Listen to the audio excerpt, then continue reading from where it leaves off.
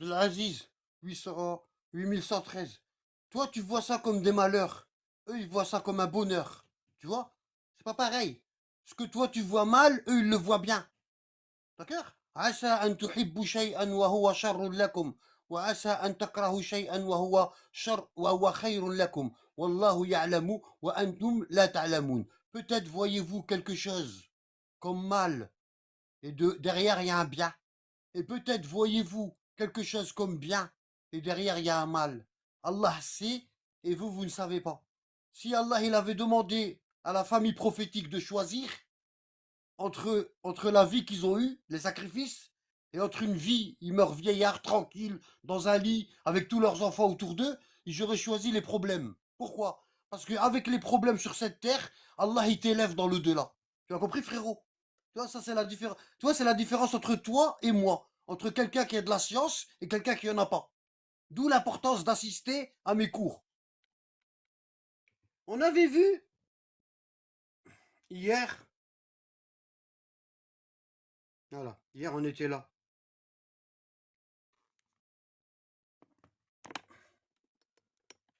Hier on était là. Bon, pour ceux qui, pour ceux qui connaissent notre carte du monde, nous on est là. Nous on est là. Ça c'est l'Amérique du Nord, le Canada, l'Amérique du Sud, le Brésil, etc. Ici vous avez l'Afrique, Madagascar, vous avez l'Australie là, vous avez la Russie ici, vous avez l'Europe ici, ici vous avez la Chine et ici vous avez l'Inde. Ça c'est notre monde tel que nous le connaissons aujourd'hui. D'accord? Et ici vous avez l'Antarctique. Euh, ça c'est notre terre telle qu'on la connaît. D'accord? On nous dit que euh, peut-être vous ne savez pas que dans l'ancien temps, il y avait la théorie de le géocentrisme. Ça veut dire les peuples anciens, euh, le Coran, la Torah et les évangiles, ils disent que la terre, c'est le centre du monde. Et qu'Allah, il a d'abord créé la terre et ensuite il a créé les cieux.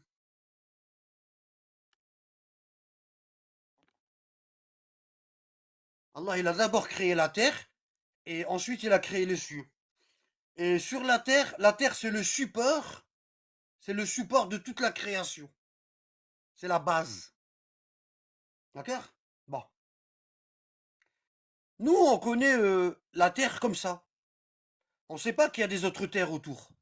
Dans les Écritures saintes, euh, Torah, Évangile, Coran, on nous dit que il y a des autres mondes et que la terre, elle est creuse. Elle est creuse parce que elle est à l'intérieur de la glace. D'accord? Et c'est facile. Si vous prenez un verre d'eau et vous le mettez à niveau, regardez. C'est pas possible que même les théories, regardez, je vous donne un exemple. Je prends ce petit verre d'eau. Ok? Et je mets un petit peu d'eau dedans. Qu'est-ce qui se passe si je prends le verre d'eau et je le penche? L'eau, elle se met à niveau. C'est pour ça toutes les mesures, ils sont pris à partir du niveau de la mer. Niveau de la mer. Pourquoi? Parce que la mer, elle est à niveau. Vous voyez? Il va toujours se mettre à niveau, le verre. Il va toujours se mettre à niveau. Bon. Maintenant, essayez de mettre les océans sur une sphère. On nous dit que c'est l'attraction, etc. Des conneries. Ah oui, des conneries. Pourquoi les avions, ils sont pas attirés par... S'il y avait l'attraction terrestre, les avions, ils pourraient pas décoller. L'attraction terrestre, ça serait tellement forte, même une feuille. L'attraction terrestre, elle est tellement forte que l'avion, il peut pas décoller. D'accord? Ça reste tout le temps de niveau. Vous voyez, regardez, tout le temps de niveau. Bon. Quand on nous dit que la théorie, que selon les Écritures, la Terre, ici, ce que je vais dessiner là. Elle est creuse, c'est-à-dire elle est comme ça. La Terre où est-ce qu'on vit, elle est comme ça. Ici, c'est nos villes. Nous, on est là. C'est les continents. Et ici, c'est les océans. D'accord? Et les océans, ils sont à niveau. Partout où vous allez dans le globe, les océans, il va être à niveau. Ok? Bon. Et ici, il y a quoi? C'est ce que vous voyez ici. Ici, il y a quoi? Euh, Ici, il y a notre monde, avec les continents, l'Amérique du Nord, l'Amérique du Sud, l'Afrique, l'Asie, l'Europe, l'Australie. Hein. Il y a les continents, et tout autour, il y a de la glace. Il y a un mur de glace. Ce que les gens, ils appellent le pôle Sud, alors qu'il n'y a pas de pôle Sud. Il n'y a pas de pôle Sud. Ok? Ici, il y a un mur de glace. Bon. Donc l'eau, elle est à niveau. L'eau, elle peut pas s'échapper. Elle est à niveau. D'accord? Comme dans un verre. Là, vous voyez là? Là, vous voyez, l'eau, elle est à niveau. Si je penche le verre, ben, l'eau, elle va se mettre toujours à niveau. Voilà. Et c'est ce qu'on a, nous, aujourd'hui. Nous, on a ça. OK? Donc ici, il y a notre terre à nous, autour, il y a de la glace, et l'eau, elle est contenue dans de la glace. Et même, il y a des ouvertures, et il y a toujours de l'eau. Ça veut dire que c'est toujours à niveau. Bon, nous, les mondes, là, les mondes qui sont autour, on ne nous en a pas parlé à l'école, ni nulle part. On nous a pas dit qu'il y avait des autres continents, des autres terres, des autres créatures. On nous a pas dit ça. D'accord? Ça nous paraît, l'individu, il est ainsi. L'individu, lorsqu'il ne connaît pas une chose, la première chose qu'il fait, c'est il la nie. Il la nie. Et ensuite, quand on lui explique en détail, ben, il commence à l'accepter. Il commence à l'accepter avec certaines, comment on appelle ça? Avec certaines réticences. D'accord? Et ensuite, quand il voit que cette vérité-là, elle se propage, ben, ça devient une évidence pour lui. Il va vous dire, je le savais, hein, mais je voulais pas en parler. Parce qu'hier, ce qu'on a fait, on a expliqué que, que la Terre, que autour de cette Terre-là, dans laquelle nous sommes, ici, elle est mieux celle-là. Ici, voilà, voilà. Donc nous sommes là. Nous sommes là. Vous tapez carte ancienne de l'ONU et vous allez avoir ça. D'accord? Vous allez avoir ça. Bon. Nous sommes là. Et hier, on a vu que Allah, il a créé 7 terres. Bah, il veut pas ou quoi? C'est que ce délire là? Grave. Voilà. Ça, c'est qu'une seule terre. Ce que vous voyez là, c'est qu'une seule terre. Et nous, on est ici au milieu. Bon. Et hier, on a vu que sur cette terre du milieu, c'est la plus importante. C'est la plus chère aux yeux d'Allah, aux yeux de Dieu.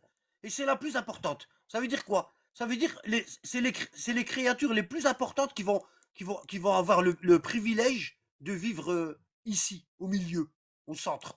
D'accord? Bon. Et au centre de cette terre-là, il y a la Kaaba. Il y a la maison d'Allah.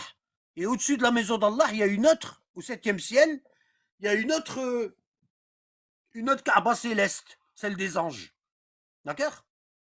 Bon. Et cette Kaaba là que vous voyez, elle est juste sous Beit el-Ma'mour, la maison fréquentée par les anges, qu'on appelle Beit el-Ma'mour. D'accord? Bon. Euh, du coup, ici, cette terre-là, elle existe depuis des millions d'années. Des milliards, que dis-je? Cette terre-là, elle existe depuis des milliards d'années. Et nous sommes, comment dire, nous les hommes, avons habité cette terre-là très tard. Nous sommes la dernière création d'Allah à avoir habité ce centre, le centre de cette terre-là. Bon. Avant nous, il y a eu 6 créatures. Avant nous, selon les hadiths de la famille prophétique, qu'on peut trouver dans ce genre de livre, d'accord? Selon les hadiths de la famille prophétique, nous, on est les 7e créatures sur cette terre-là. Et la famille du prophète, les 12 imams, alayhim salam, ils nous disent que, après, quand il y aura notre jugement à nous, on va être jugé, la terre, elle va être démolie, il y aura un cataclysme, d'accord? إذا زلزلت الأرض زلزالها وأخرجت الأرض أثقالها وقال الإنسان ما لها. Vous connaissez le verset? Lorsque la terre sera ici, Surat Zelzala, ici, quand la terre tremblera d'un violent tremblement, et que la terre fera sortir ses fardeaux, et que l'homme dira qu'a-t-elle? Ce jour-là, elle contera son histoire, selon ce que ton Seigneur lui aura révélé. Hein? Ce jour-là, les gens sortiront séparément pour que leur soient montrées leurs œuvres. D'accord? Quiconque fait un bien, fût-ce du poids d'un atome, le verra. Et quiconque fait un mal, fût-ce du poids d'un atome, le verra. Donc cette terre-là, elle est vouée à être démolie, mais pas disparaître. La terre ne disparaît jamais. D'accord? Elle est démolie, mais elle ne disparaît pas. D'accord? Et elle se régénère avec la volonté divine. D'accord? Bon. Donc, lorsque ce sera la fin des temps, cette terre-là, elle va être détruite. Cette terre-là, elle va être détruite. Et les hommes qui devront aller dans la félicité au paradis seront jugés et ils iront au paradis. Et les hommes qui devront aller dans la tourmente, en enfer, seront jugés et ils iront en enfer. Quand la terre va trembler, quand cette terre-là où est-ce que nous sommes, elle va trembler, euh, Allah va la recréer et elle sera plate, sans les montagnes. Il n'y a pas de montagne. Sans protubérance, pas de montagne. D'accord? Et elle sera blanche. Elle sera blanche. Hein? Et lorsque ce sera la fin des temps, et que cette terre-là va être démolie, et elle deviendra blanche comme du pain, il n'y aura pas d'ombre, il n'y aura pas d'arbres, il n'y aura plus d'arbres, plus d'ombre, plus rien du tout. D'accord? Pour s'abriter du soleil. Bon. Et ce sera le jugement. Et on va être jugé sur cette terre-là. Cette terre qui va devenir comme du pain, blanche et plane. On va être jugé sur elle. Et lorsque, ce sera le jugement, ben, le jour n'aura plus 24 heures. Il n'y aura plus d'espace. Il n'y aura plus, ce qu'on connaît aujourd'hui, des jours à 24 heures. Ça n'existera plus. Euh, le jugement, c'est seulement une journée qui va durer 50 000 ans.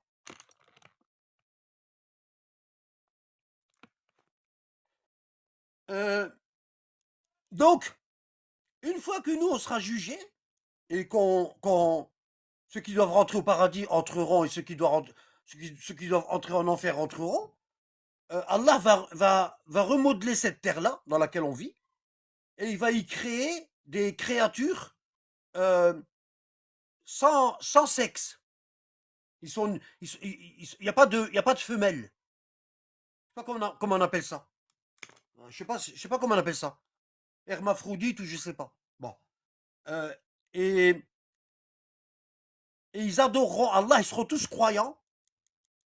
Ils adoreront Allah. Et il n'y aura pas de mécréants parmi eux. Sur notre terre. D'accord? Ça, c'est ce que les hadiths de la famille prophétique nous disent. Ok? Ce que les hadiths de la famille prophétique nous disent.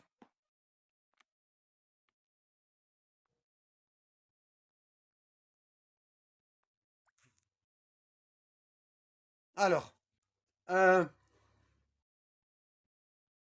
qu'est-ce que j'ai oublié? Oui. Donc nous sommes les 7e créatures.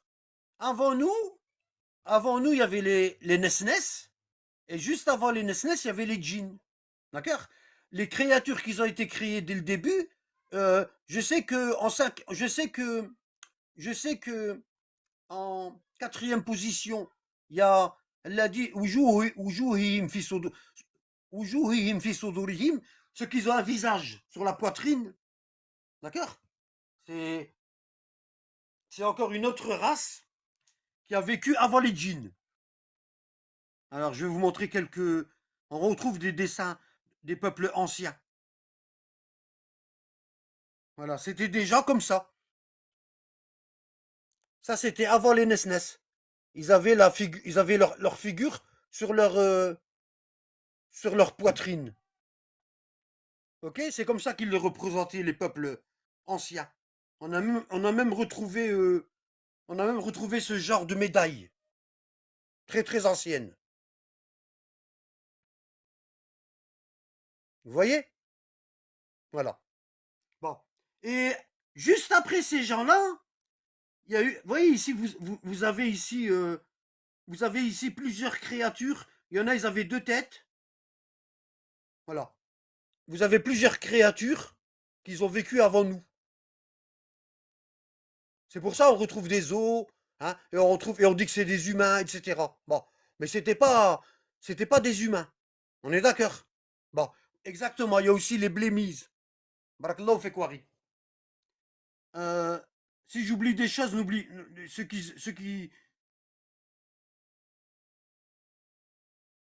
voilà. Et les Nesnes,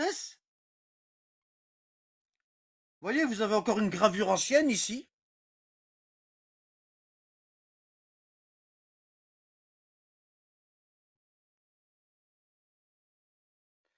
Ok. Euh, Vous avez aussi ça, une gravure ancienne. Ça, c'est tout des anciennes. Ça, c'est tout des anciennes gravures. Ok. Bon, ça veut dire que les peuples anciens étaient au courant de ça. Hein. Et après ceux-là, c'était les quatrièmes créatures sur cette terre. Et après ceux-là, vous avez, vous voyez ici, on voit des chevaliers qu'ils ont rencontrés. Tout ça, c'est des anciennes lithographies. On voit des humains qui ont rencontré ces créatures.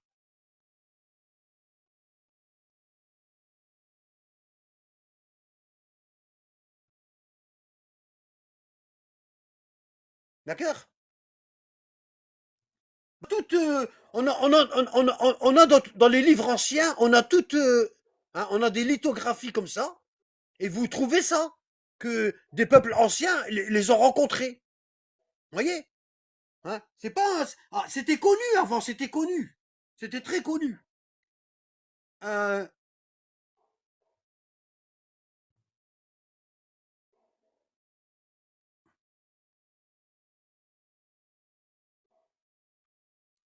euh, et après, il y a eu les Nesnes, que je vais vous montrer.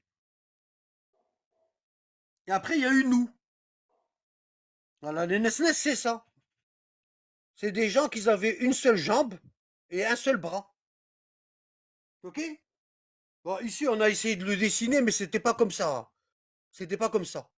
Ok? Bon, en fait, les Nesnes, ils sont très rapides. Ils n'ont pas besoin de canne. Ils se déplacent à une vitesse phénoménale. Hein? D'accord? Bon. Il y a eu tout un tas de créatures qui ont vécu sur Terre avant nous. Ok? Et tout ça, ça nous a été caché. Tout ça, ça nous a été caché. Il ne faut pas que le peuple y sait. D'accord? Par exemple, ici, vous avez un livre ancien, arabe, et ici, vous avez un Nesnes. Ici, ils l'ont dessiné comme ça. Ok? Bon. Si vous voir dans le Coran, vous allez trouver ça. Dans, dans Surat Tin, Surat numéro 95, Allah, il nous dit ça.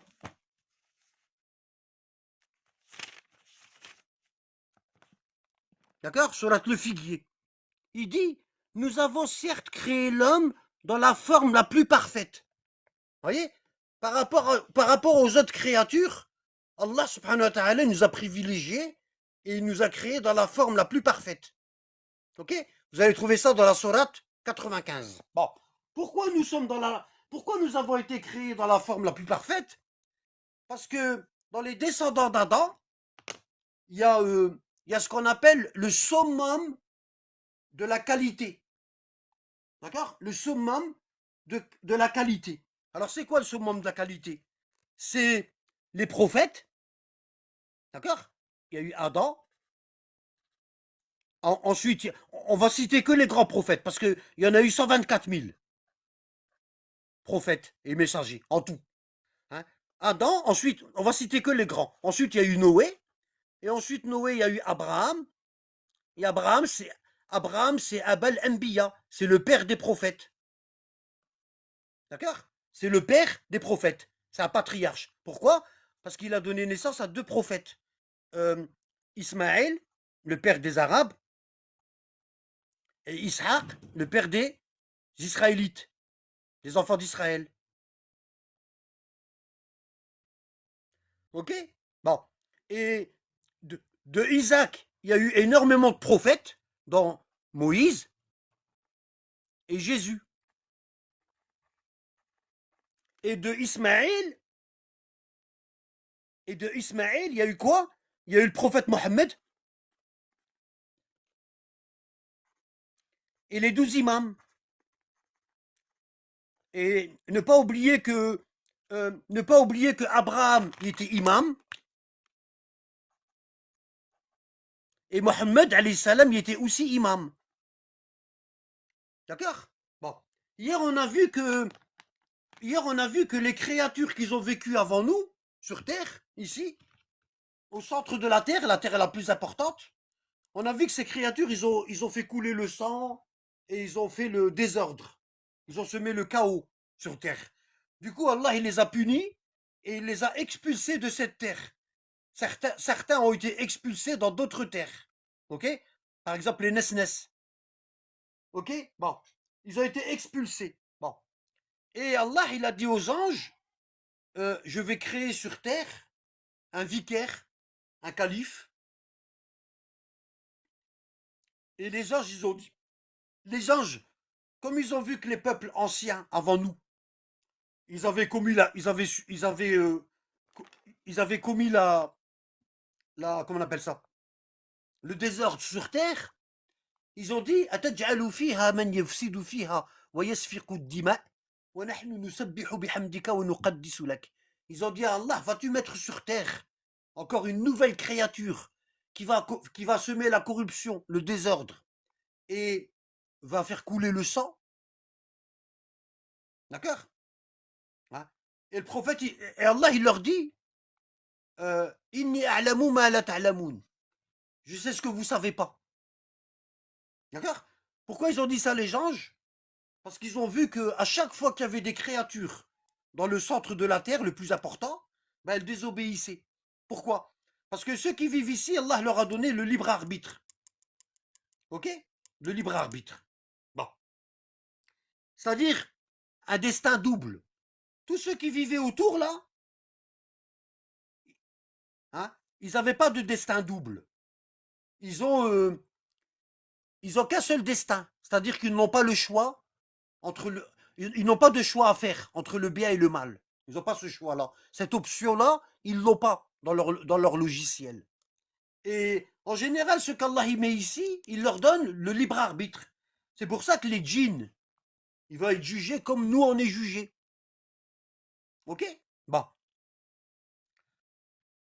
Du coup, Allah il dit aux anges, expulsez les djinns et expulsez les nesnes, et je vais créer une nouvelle créature sur terre. Et cette fois, je vais la créer du limon de la terre, de l'argile. D'accord? Et les anges, ils ont dit, أتجعل فيها من يفسد فيها ويسفك الدماء ونحن نسبح بحمدك ونقدس لك. Vas-tu créer sur terre une nouvelle créature qui va encore une fois semer le désordre, la corruption et faire couler le sang? Et Allah, il leur dit, Inni a'lamu ma la ta'lamun. Et Allah, il a créé Adam. Allah, il a créé Adam. Hein. Il a pris du limon de la terre et il a créé Adam. Et de Adam, Allah a créé Ève. D'accord? Et il les a fait habiter sur une terre au-dessus de ces terres-là. C'est-à-dire, c'est une terre paradisiaque. Parce qu'il y a des terres où c'est le chaos, il y a des terres où c'est le chaos, il y a rien qui vit, aucune vie, c'est le chaos. Bon, je vous expliquerai après pourquoi. Et il y a des terres qui sont paradisiaques. Et il y a des terres où il y a des créatures impies qui vivent, comme Gog et Magog, par exemple. D'accord? Et il y a des terres paradisiaques. Bon. Et quand Allah il a créé Adam et Ève, il les a fait habiter dans le paradis terrestre. C'était une terre qui était au-dessus de ces terres-là, dans le niveau. Parce qu'il y a sept terres superposées et 7 cieux superposés. D'accord? Donc ils étaient dans une terre paradisiaque.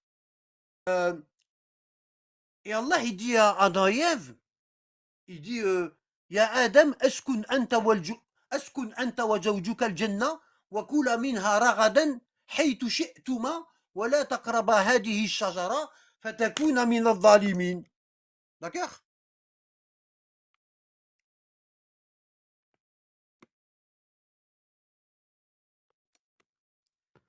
Hein? Ô Adam, habite-toi et ton épouse, habite-toi et ton épouse le paradis, et mangez de où vous voulez, mais n'approchez pas de cet arbre, n'y touchez pas, parce que vous allez être parmi les injustes. Ok? Parmi les injustes. Euh, du coup, lorsque Allah y a créé Adam, Adam il a jeté un œil sur les bases du trône et il a vu écrit en lettres de lumière 14 noms. 14 noms. 14. Hein. Il y avait le nom de Mohammed, alayhi salatu salam. Il y avait le nom de Ali.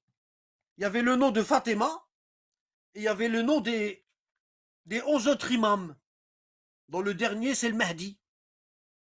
Et Allah, il n'a créé Adam que pour cette famille-là. D'accord? Tous les prophètes qui sont venus, hein, je vous ai déjà montré dans les évangiles ce que Jésus il dit sur Mohammed. Tous les prophètes qui sont venus, ils ne sont venus que pour préparer la venue de cette famille bénie. D'accord? Ceux-là, ceux que j'ai encadrés en vert. Et l'arbre, c'était l'arbre qui leur était destiné. C'est l'arbre de la science. Pourquoi? Parce qu'ils ont reçu toute la science que les anciens et les futurs n'ont pas reçue. C'est pour ça que quand moi j'en parle, bah, il y a des gens, ils comprennent pas. Ils sont tellement bébêtes, ils te disent Anabat, d'où tu sors tout ça? Anabat de ceci, Anabat de cela. Vous voyez, c'est très dur. Hein. Regardez ce qu'il dit le prophète à propos de cette science. Regardez. Il nous dit ça. Voilà. Il nous dit ça. Le prophète Mohammed, il nous dit ça. Il nous dit, le prophète Mohammed, il nous dit, les hadiths de ma famille ne sont guère acceptés. Quand on parle de ça, les gens, ils n'acceptent pas. D'accord? Personne ne croit en ces hadiths, à l'exception des anges, d'un prophète envoyé ou d'un serviteur dont Allah a éprouvé le cœur par la foi. Toute personne dont Allah n'a pas éprouvé le cœur par la foi ne croira jamais en ce qu'un abad est en train de raconter là. Impossible. Tout ce qu'on voit là, tout ce qu'on voit là, ce n'était que la préparation de la venue de cette famille-là. D'accord? Ce n'était que la préparation de la venue de cette famille-là. Ok? Bon. On revient où est-ce qu'on était. Hein. D'ailleurs, c'est la carte de l'ONU. Hein. La carte de l'ONU, elle est ainsi. Hein. Quand vous voyez l'ONU, vous ne voyez pas un globe, vous voyez une terre plate. Ok? Bon. Euh, Ils auraient pu faire un globe, hein, comme Universal, les films. Vous voyez? Nous sommes la Terre centrale. Je vais prendre celle-ci, allez.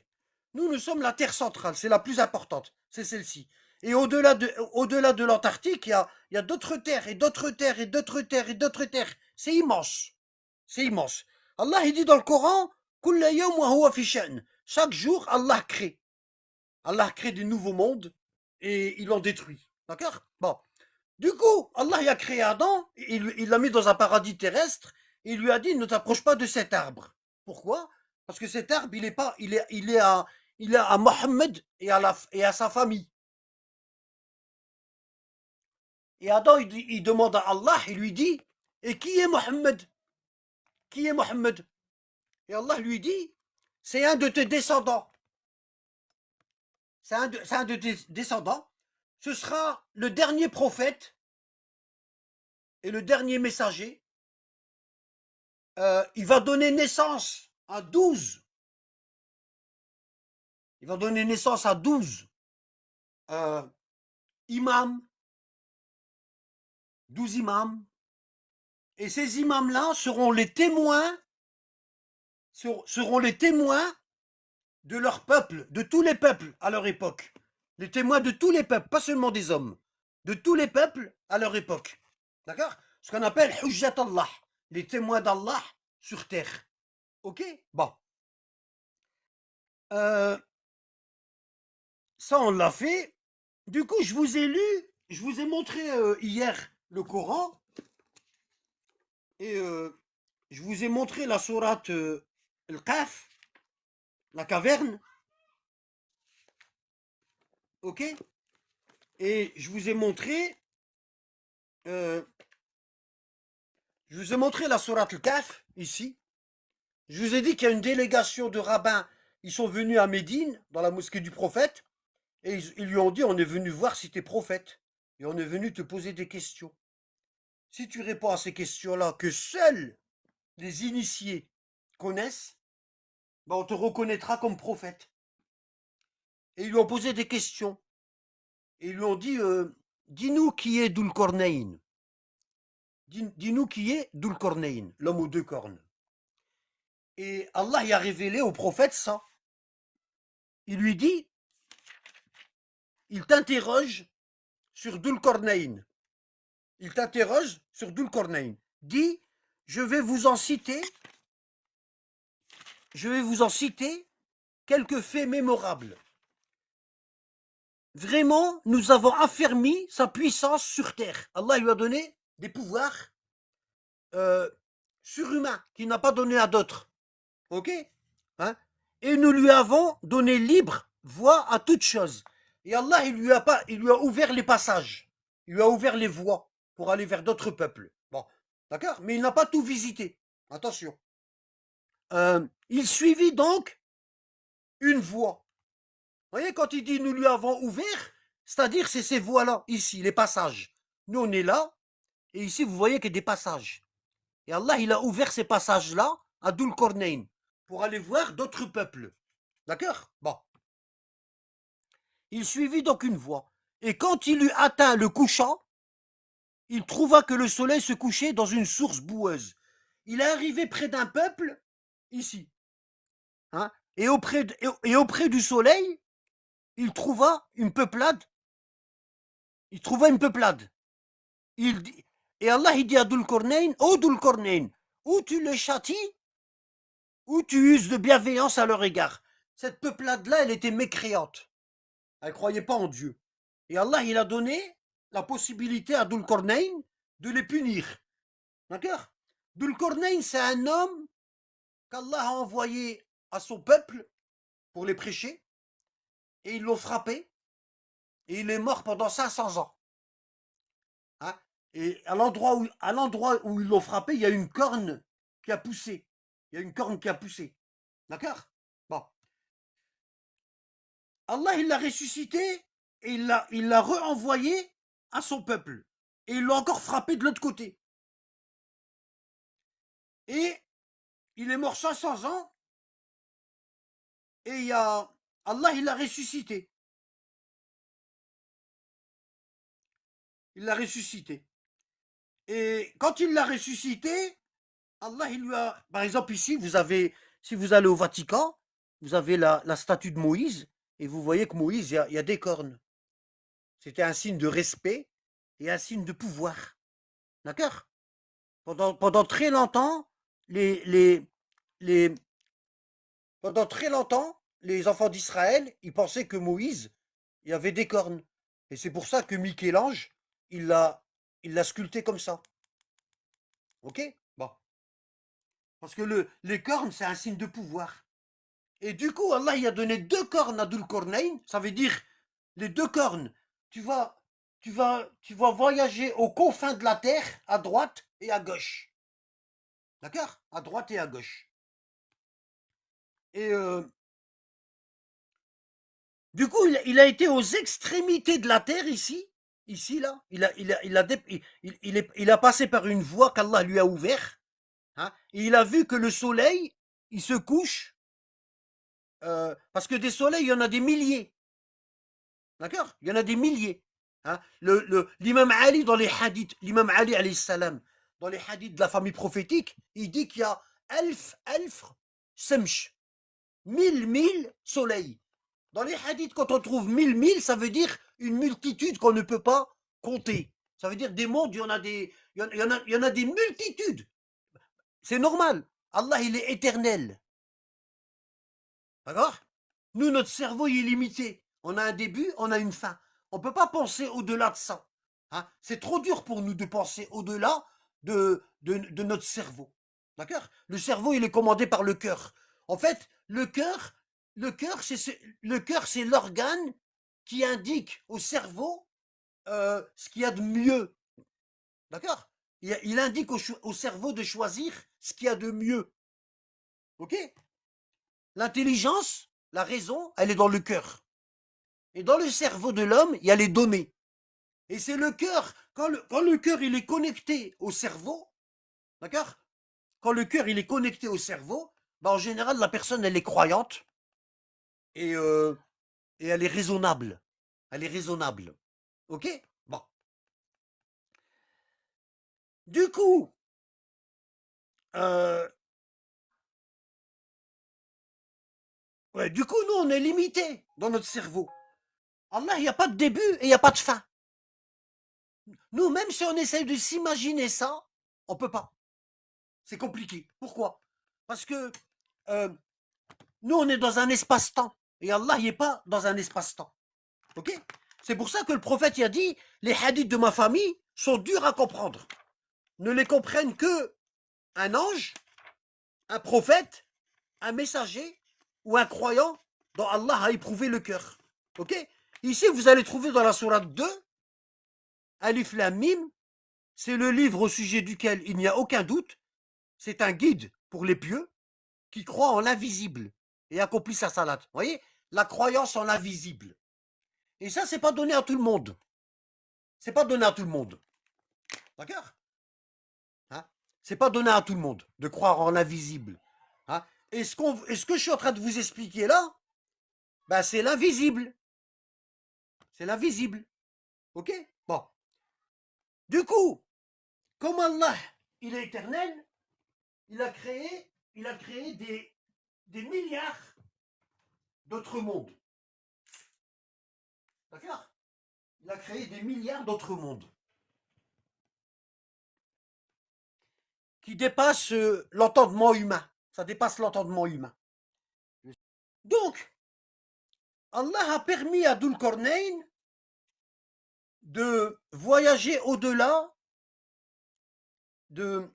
parce que là, si on fait comme ça, la carte comme nous la connaissons aujourd'hui, elle est comme ça. Attendez, l'Afrique, la corne, voilà, elle est comme ça la carte. Donc il a voyagé à l'est et il a voyagé à l'ouest.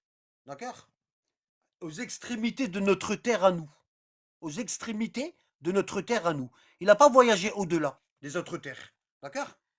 Bon, il a voyagé aux extrémités de notre terre à nous. À Lavla. Voilà.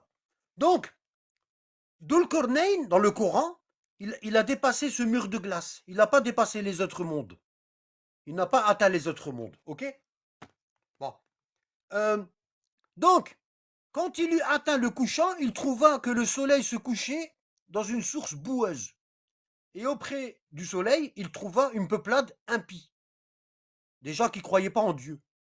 Et Allah y a donné la permission à Dhul-Qarnayn parce que quand Allah y a ressuscité Dhul-Qarnayn, il lui a donné des cornes, et quand il rentrait chez une peuplade, il rentrait comme un félin, comme un fauve, comme un lion. Il rentrait comme un lion, et entre ses cornes, il y avait des éclairs, du tonnerre.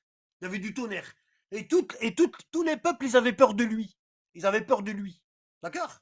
Parce qu'Allah lui avait donné une force qu'il n'a pas donné à d'autres. Ok?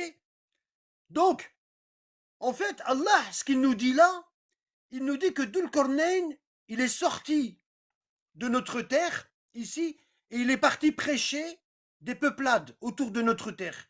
Il est parti prêcher des peuplades autour de notre terre. Et Allah, il nous dit que Dhul-Qarnayn, il est arrivé vers un peuple, il les a prêchés, et ils n'ont pas cru. Ils n'ont pas cru. Ils n'ont pas voulu le suivre. Bon.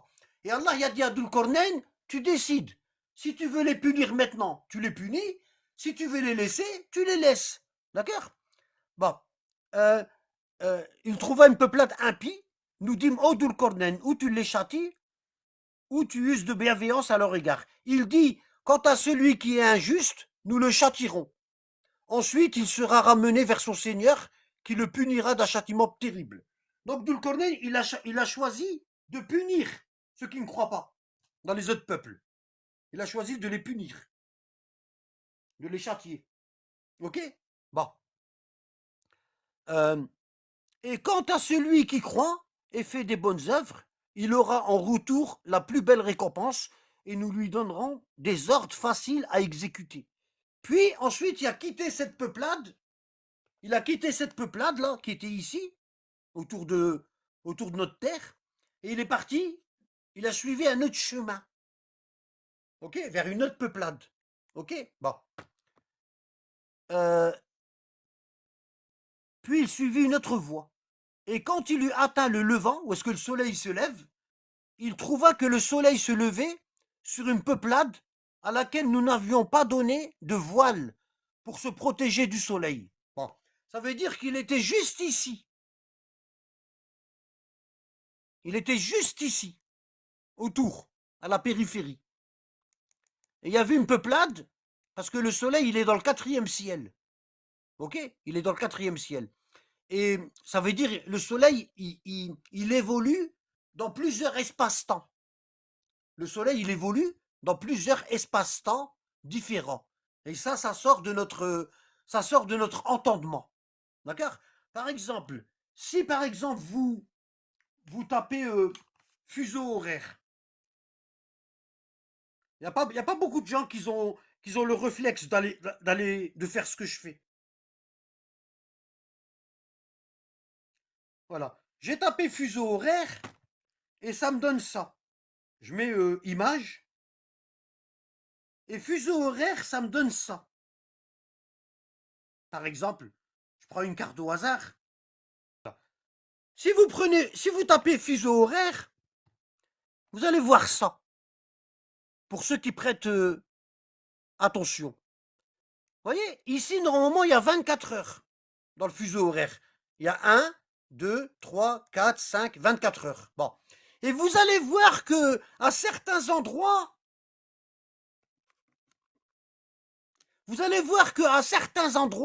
le fuseau horaire a été trafiqué. Par exemple, ici, là, regardez. En général, c'est où est-ce qu'il y a de l'eau, où est-ce que les gens ne peuvent pas s'en apercevoir.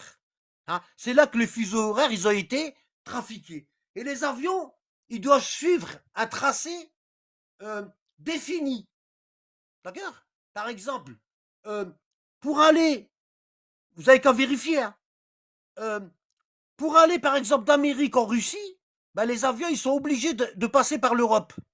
Alors que si on prend de l'autre côté, ici là vous allez voir que ici il y a un bout de la Russie et de l'autre côté il y a un autre bout ici. Il suffisait de passer par ici, hein, ce qu'on appelle le détroit de Bering, je crois. C'est le détroit de Bering. Et tu te retrouves en Russie. Pourquoi choisir la grande distance? Ben, c'est fait exprès. Toutes ces choses-là, elles sont faites exprès. Bon. Et vous voyez que le fuseau horaire, il a été aménagé. Regardez ici. Hop, ça rentre dedans. Ça veut dire que si on fait ça, ici, vous avez 10 heures. Bon, ici en bleu, vous avez 10 heures. OK? Tout là, c'est en bleu, c'est 10 heures. Et là, hop, c'est pas 10 heures. Vous voyez, regardez. Hein? Tout ça, tous les fuseaux horaires, ils ont été falsifiés. Hein? Parce que normalement, les lignes, ils devraient être droites. Elles devraient être droites. Donc on a adapté les fuseaux horaires à la sphéricité de la Terre, alors que la Terre, elle est creuse. OK? Hein? Et en général, où est-ce que le fuseau horaire a été trafiqué? Surtout ici, là. Là, c'est flag. Regardez. Regardez le fuseau horaire, là. Ici, ici, c'est moins 9. Ici, c'est moins 9. Hein? Tout ça, c'est moins 9. Et puis, d'un seul coup, quand on arrive là, tac, tac, tac, il y a des décalages, il y a, je ne sais pas ce qu'ils ont trafiqué, et ils ont adapté, ils ont essayé d'adapter le fuseau horaire par rapport à la théorie fausse de la sphéricité de la Terre. Ok?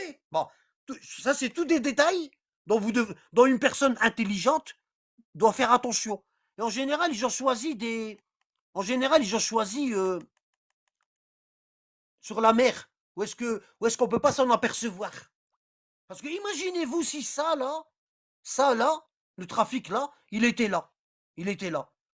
Hein? Ben, dans une ville, on aurait par exemple 11 heures du soir, et juste à côté ici, hein, juste à côté de la ville, ben, on aurait minuit par exemple, ou 1 heure du matin. Donc ils se sont arrangés à ce que le trafic du fuseau horaire, il soit sur l'eau, où est-ce que les gens, sur les mers, où est-ce que les gens ils peuvent pas aller vérifier. Ok? Bon.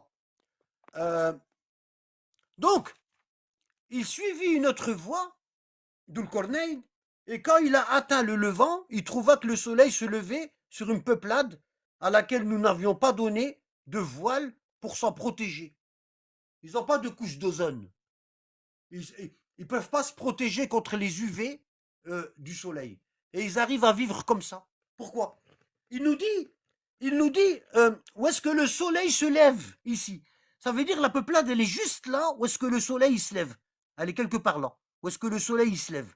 Vous voyez ici dans les cartes, vous avez un soleil. Ici, vous avez 2 soleils. Vous avez plein de soleils hein, dans la carte. Hein. Regardez. Ici, vous avez un autre soleil, un là, un ici, un ici. D'accord? Et là, il a trouvé une peuplade calcinée. Leur peau, elle était noire. Hein? Et ils n'avaient pas de. Et du fait qu'ils n'avaient pas de. Ils n'avaient pas de couche d'ozone pour se protéger du soleil, ah ben Allah il les avait créés comme ça. Ils sont calcinés.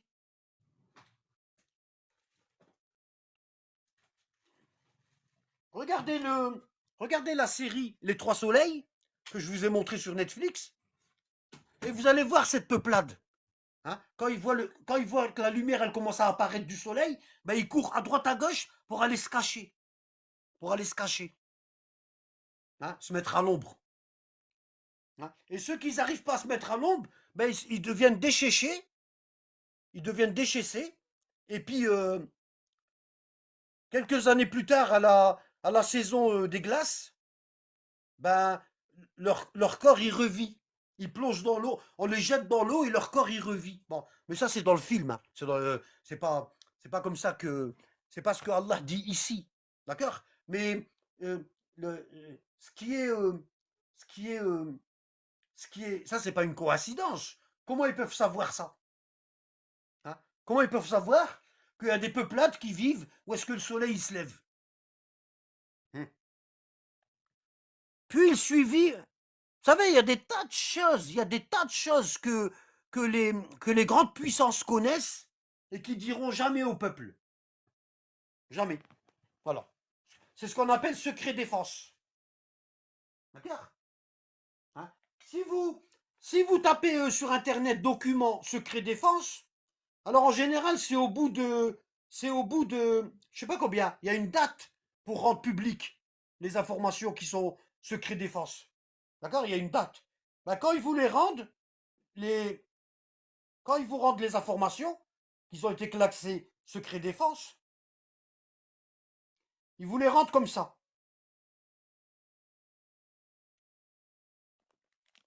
Tout ce qu'on veut pas que vous sachiez, les noms et tout, ben c'est en noir, c'est rayé. Et vous devez vous démerder avec ça. Ça, c'est un document secret défense. Il y a des documents secret défense. Tellement tout est noir, vous pouvez rien lire. Ça veut dire que vous ne saurez jamais, jamais, le fin mot de l'histoire. Voilà. Ça a toujours été comme ça, hein. Même, même dans les hadiths, même dans les hadiths, ben vous allez trouver kada wa kada. Il a dit ceci et cela. Hein. Et Foulan ou Foulan, un tel et un tel. Mais les noms, vous les aurez pas. Pourquoi? Parce que c'est secret défense. Le Bukhari, il a manipulé des hadiths secret défense. Donc qu'est-ce qu'il a fait?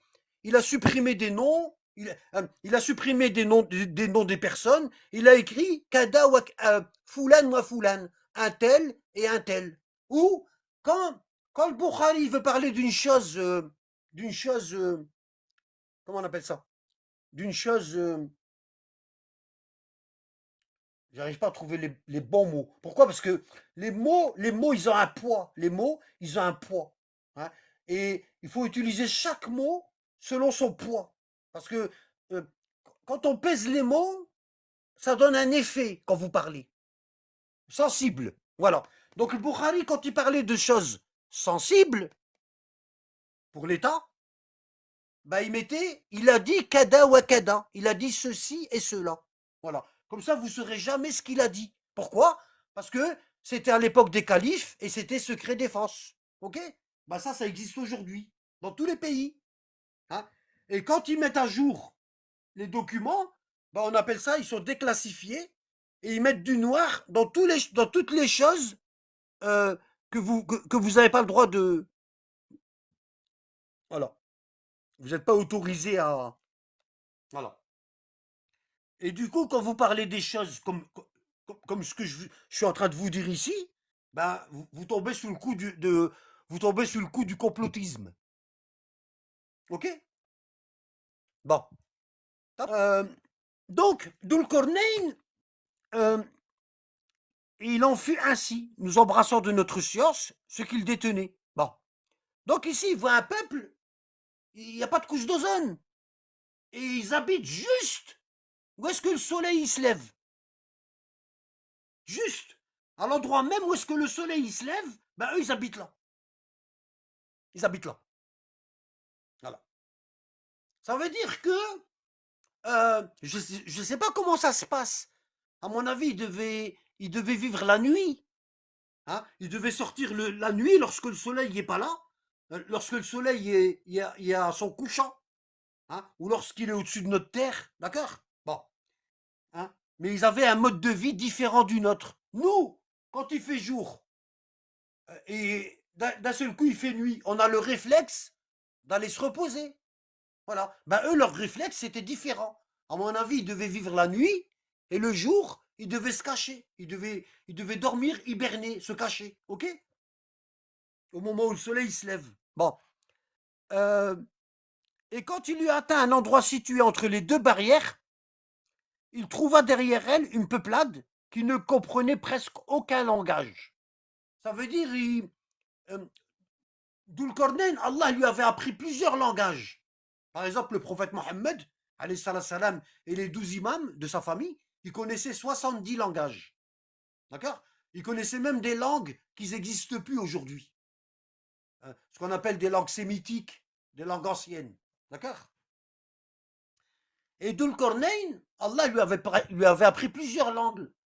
Et il est arrivé près d'un peuple, et il a parlé avec ce peuple, et il ne comprenait pas. Donc Dulcornein, il a changé de langue. À chaque fois, ils changeaient de langue et ils comprenaient toujours pas. D'accord? Et ils lui ont expliqué à leur manière que. Alors Allah, il dit qu'ils ne comprenaient presque aucun langage. Hein? Ils dirent, oh Dulcornein, les Gog et Magog commettent du désordre sur terre. Est-ce que nous pourrons t'accorder un tribut on peut te payer afin que tu construises un barrage. Parce qu'il y a les Gog et Magog, autour, autour de toutes les terres, il y a des ouvertures. Ok? Il y a des passages. Et les Gog et Magog, ils passaient. Et puis, alors les Gog et Magog, c'est une peuplade. Ils sont de deux caractéristiques. Deux caractéristiques. Il y a Gog et il y a Magog. Bon. L'une des deux peuplades, le prophète, il nous dit que leurs fronts sont comme des boucliers. D'accord? Moi, j'ai été stupéfait lorsque quelqu'un m'a dit Anabad, regarde la grande muraille. Du coup, je l'ai regardé. Et quand j'ai regardé la grande muraille, j'ai été choqué. Mais alors, ça m'a fait. Alors, grande muraille. Ça m'a fait tout drôle. Pourquoi? Parce que j'ai vu exactement ce que les hadiths prophétiques, ils nous disaient. Ils nous disaient quoi? Le prophète, il nous a dit, leurs têtes sont comme des boucliers. Leurs têtes sont comme des boucliers. On n'a jamais ce qu'on veut, wallah. Ici, là. Voyez?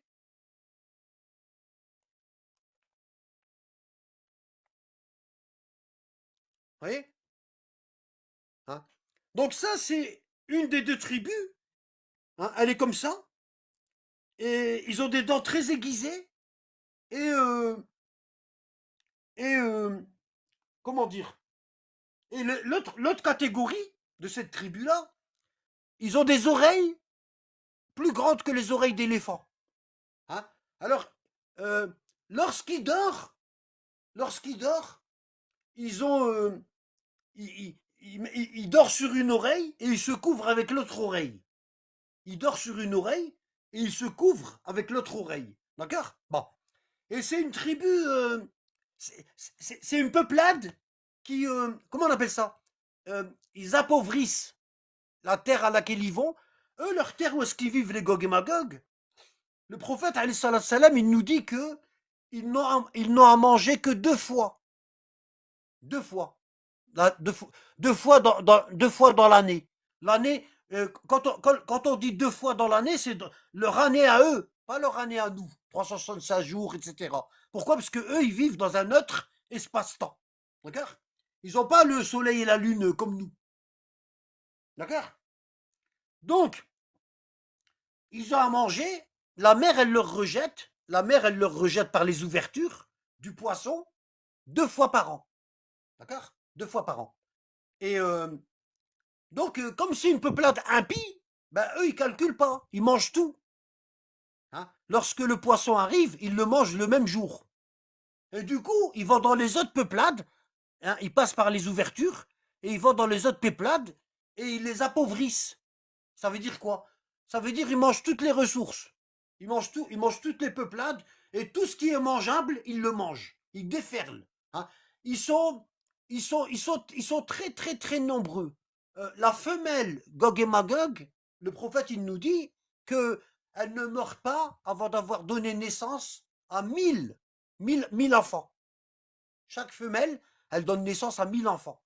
Et quand elle a donné naissance à 1000 enfants, elle part dans un endroit, puis elle se laisse mourir. Ok? Ils vivent plus longtemps que nous, les hommes. Et du coup, ces peuplades-là, ils sont tellement, tellement nombreux. euh, quand, quand ils arrivent dans une tribu, ah ben, ils déferlent. Ils mangent tout. Ils laissent rien. Ok? C'est pour ça qu'on a un hadith qui nous dit que lorsqu'ils vont passer par le lac de Tibériade, au Moyen-Orient, en Israël, ben les premiers de la troupe, Gog et Magog, ils vont boire le lac. Ils vont le boire. Et quand les derniers vont arriver, ils vont dire, on dirait qu'il y avait de l'eau avant ici. Ce sera sec. Et ils vont déferler de toutes les hauteurs. Allah il dit. Ok?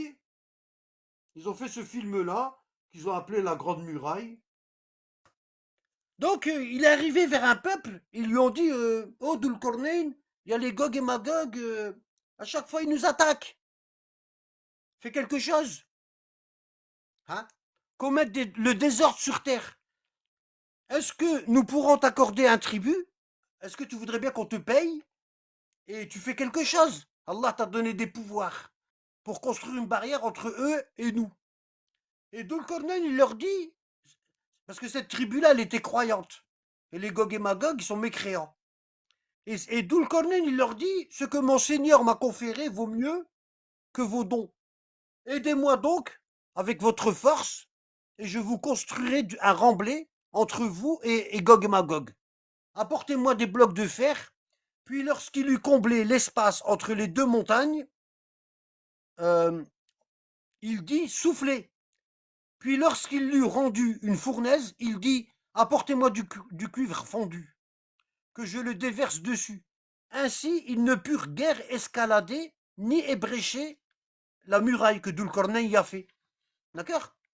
Et il leur dit ce que vous voyez là, c'est une miséricorde de la part de mon Seigneur. Mais lorsque la promesse de mon Seigneur viendra, il nivellera ce mur. Hein? Et la promesse de mon Seigneur est vérité. Nous les laisserons ce jour-là, les Gog et Magog, déferler comme les flots, les uns sur les autres. Et on soufflera dans la trompe et les rassemblerons tous. Parce qu'eux aussi, ils vont être jugés, Gog et Magog. Eux aussi, ils vont être jugés, comme nous. D'accord?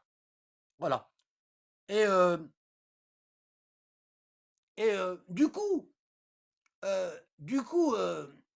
Allah nous prédit que Gog et Magog, ils vont entrer dans notre monde à nous, c'est-à-dire ici. Ici. Et qu'après, ce sera le jugement. Ok? Bon.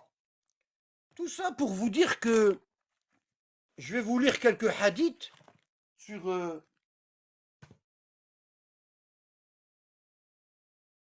le sujet. Donc là, je vous ai lu le Coran. Et là, je vais vous lire quelques hadiths sur la famille prophétique concernant le peuple de Jabalka, Jabalsa et le peuple de... Alors ici, on a... alors, le début du hadith, il commence où? وقال الطبرسي, c'est un rapporteur, un compilateur, في قوله تعالى إن يأجوج ومأجوج مفسدون في الأرض. Allah, il dit dans le Coran que Gog et Magog sèment la corruption sur terre. Puis,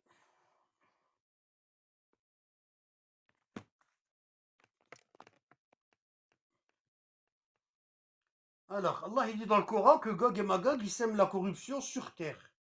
فسادهم أنهم كانوا يخرجون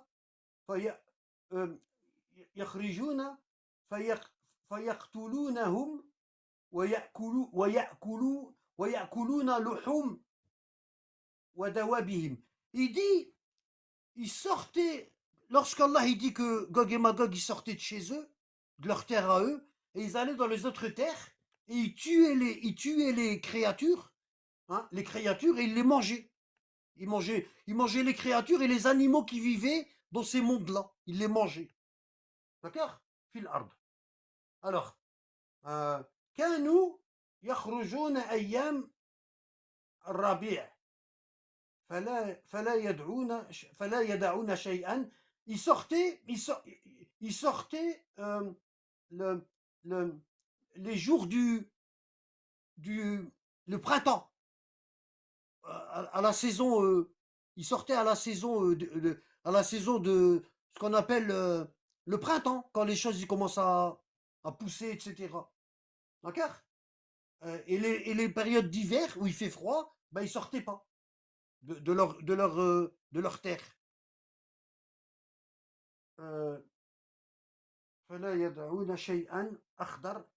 Et il dit, il sortait au moment du printemps et il laissait aucune plante verte sans la manger.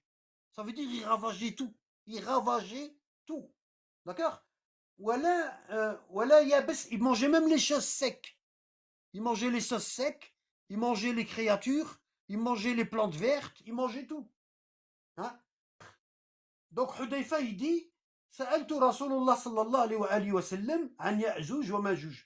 le compagnon Hudayfa qui avait les noms des 12 hypocrites, qui allaient faire le coup d'État pour prendre le pouvoir, il dit, j'ai posé la question au prophète concernant les peuples de Gog et Magog. Alors, qu'est-ce qu'il a dit? Faqala Ya'juj wa Ma. Il dit, et le prophète, il lui dit, Ya'juj umma wa Ma'juj umma. Gog, Gog c'est une communauté, et Magog c'est une communauté. D'accord? Il dit, chacune de ces deux communautés, kull umma arba'ata umma la yamut rajul. Alors il dit, chaque communauté, dans chaque communauté, il y a quatre communautés. Ça veut dire dans la communauté de Gog, il y a quatre communautés, et dans la communauté de Magog, il y a quatre communautés. Et il dit, la yamut rajul minhum hatta yandur ila alf dhakar min salbihi. Il dit, le mal de Gog et Magog ne meurt pas avant d'avoir vu 1000 enfants. Bon, est-ce que vous connaissez des hommes et des femmes qui arrivent à enfanter 1000 enfants? Ça n'existe pas. Ça n'existe pas. Donc c'est pas des humains. On est d'accord? Bon, 1000 enfants. حتى ينظر إلى 1000 ذكر من صلبه كل قد حمل السلاح. Il dit chaque enfant parmi les 1000, c'est un guerrier. Il prend les armes pour aller attaquer les autres communautés, les autres terres. Ok? C'est des guerriers. Et leur but, c'est quoi? C'est se nourrir. Kuntu, et Hudayfa, il dit, j'ai dit, Ya Rasulullah, ô messager d'Allah, Sefhum lana. Il dit, j'ai dit, ô messager de Dieu, décris-les-moi. Je voudrais savoir comment ils sont. Qala hum thalatha asnaf. Le prophète, il lui dit, ils sont de 3 catégories. Ils sont de 3 catégories. Ok? Thalatha asnaf. Sinfu minhum amtal al-azr. Il dit, une partie d'entre eux, je ne sais pas ce que c'est l'azr. Franchement, je ne sais pas ce que c'est que l'azr. Il dit, une partie d'entre eux ressemble à l'azr. Je vais essayer de voir si je peux trouver pour vous dire ce que c'est que l'azr. Alors, donc une communauté d'entre eux est comme le azr. Il me donne du riz. Il y a des choses qu'on ne peut pas savoir, hein. Je vous le dis d'avance. Parce que déjà, les peuples anciens, ils ne savaient pas ce que c'était. Parce qu'ils ne posaient pas de questions. Pourquoi? La majorité des musulmans à l'époque-là, ils ne suivaient pas la famille du prophète. Ils n'en avaient rien à foutre. Donc il y a plein de choses qu'on ne trouvera pas dans les livres. Voilà, il dit une partie seront comme le Azr. D'accord? Qultu ya Rasulullah. Même Hudayfa, il ne sait pas. Ah ouais, là, il va expliquer ce que c'est que l'Azr. Donc Hudayfa, il ne sait pas ce que c'est que l'Azr. D'accord? Pourtant, c'est un arabe de Quraysh. Et il parlait l'arabe vraiment de l'époque du prophète. Et le prophète, il lui dit, il y a une partie des Gog et Magog, ils sont comme l'Azr. Et lui, il dit, je ne sais pas ce que c'est. Il dit, ô messager de Dieu, Ya Rasulullah, wa mal Azr. Qu'est-ce que c'est que l'Azr? Qala, Shajara, Bisham, Tawil. Il dit, sont comme les. Il dit, c'est un arbre en Syrie qui est très long, très haut. À mon avis, c'est le cèdre, non? Parce que c'est l'emblème du Liban. Et le Liban, c'est le cœur de Cham. Peut-être c'est le cèdre. Ici, on a. Voilà. En fait, je vous avais dit, hein, je vous ai dit que c'était. Ça pouvait être un arbre au Liban. Et vous voyez ici, vous avez Shajarat al-Azr, Lubnan, l'arbre de l'Azr au Liban. Donc c'est le cèdre.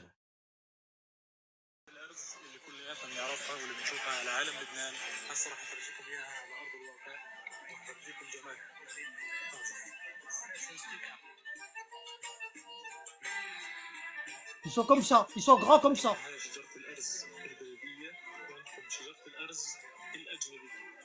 Voilà. Donc, donc, donc je suis tombé pile. Donc c'est le cèdre. Ils sont grands comme le cèdre. Ils sont immenses. Comme le cèdre du Liban. D'ailleurs, c'est l'emblème du drapeau libanais. Alors, Bisham Tawil. Wa minhum tuluhu. Et il dit, il y a un deuxième groupe parmi eux, parmi les Gog et Magog. Il dit le deuxième groupe de Gog et Magog, ni les montagnes, ni le fer ne peuvent leur résister. Ils détruisent tout, même le fer, ils peuvent l'arracher avec leurs dents. Hein. Et il dit certains d'entre eux, les Gog et Magog, leur hauteur et leur largeur, elle est égale. Leur hauteur et leur largeur, elle est égale. Ça veut dire leur largeur, la largeur de leur corps, il est égal à la hauteur de leur corps. Voilà, il dit, le troisième groupe parmi eux, Wasinf minhum, Yaftarish, lorsqu'il se couche, il se couche sur une oreille et il se couvre avec l'autre oreille. D'accord? Ihdahum, ihda adanayhi, ويتلفى بالأخرى. Ça veut dire quoi? Ça veut dire ils ont des oreilles de leur taille. Lorsqu'ils se couchent, ils se couchent sur une oreille et ils se couvrent avec l'autre oreille. ولا يمرون alors ولا يمرون بفيل ولا وحش ولا جمل ولا خنزير إلا أكلوه. Et il dit, le prophète il dit, lorsqu'ils viendront sur terre, il n'y a pas un éléphant ou un animal, ça veut dire tout ce qu'ils rencontrent, ils le mangent. Voilà. Il n'y a pas un animal sauvage, un éléphant ou un porc ou un chameau qu'ils ne mangent lorsqu'ils... Ils mangent tout. Ils mangent tout, ben ammi. Ça veut dire quoi? Ça veut dire ils sont tellement nombreux, quand ils avancent, ben la terre, tout ce qu'il y a sur terre, il disparaît. Illa akaluhu. Men mata minhum akaluhu. Men mata minhum akaluhu. Et lorsque l'un d'entre eux il meurt, ils le mangent. C'est des cannibales. Lorsque l'un d'entre eux, des Gog et Magog, il meurt, ben ils le mangent.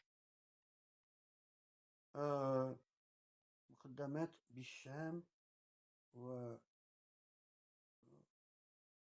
وخراسان. Alors il dit مقدماتهم بالشام, ils vont il dit que la tête de leur armée, écoutez bien, il dit que la tête de leur armée elle est en Syrie et la fin de leur armée, la queue de leur armée, elle est en Iran. Bon, imaginez-vous, des milliers de kilomètres. Alors combien de, on va dire combien de, je vais prendre de Google Maps, et je vais prendre le cœur de l'Iran, c'est-à-dire Téhéran, et je vais taper le cœur de la Syrie, c'est-à-dire Jérusalem. Alors, ici. Alors, Jérusalem, itinéraire, et je vais taper Téhéran. Il y a 1848 kilomètres. L'armée de Gog et Magog, elle fait à peu près 1800 kilomètres de long. C'est énorme. Ok? Bon. يشربون أنهار المشرق وبحيرة. Ils vont boire les mers, les océans. Ils vont boire les rivières, ils vont boire les rivières et les océans. Ils boivent tout. Il faut savoir que, il faut savoir que le Nil, le fleuve qui passe au Soudan, en Égypte et tout, dans la langue arabe, on dit Bahr. Dans la langue arabe, même les fleuves, on les appelle Bahr. D'accord? Et quand on traduit en français, ça fait la mer. Donc quand il dit Bahr, ils vont boire les océans, c'est peut-être pas les océans, c'est peut-être toute l'eau potable qu'il y a sur Terre. Ouais. Ils vont boire le lac de Tibériade. Alors je vais vous montrer. Voilà, je vais vous montrer Tibériade, c'est quoi? C'est un lac en Israël. Il s'appelle Tibériade. Voilà, ici vous avez le lac de Tibériade. Vous le voyez par satellite, d'accord? Et vous le voyez, voilà, vu de haut. Et vous le voyez comme ça. Voilà. Ah ben, la tête de l'armée, elle va boire ce lac. Et quand la queue de l'armée, qui fait à peu près 1800 kilomètres de long, cette armée-là, de Gog et Magog, quand il va arriver là, ben, on dirait qu'il y avait de l'eau avant. On dirait qu'il y avait de l'eau. C'est marrant parce que les pseudo-sunnites, euh, ils disent que c'est des humains et dans leur hadith, ils disent que la femelle, elle enfante 1000 enfants. Moi, j'ai pas encore vu de femme qui enfante 1000 enfants. Alors, on passe à un autre hadith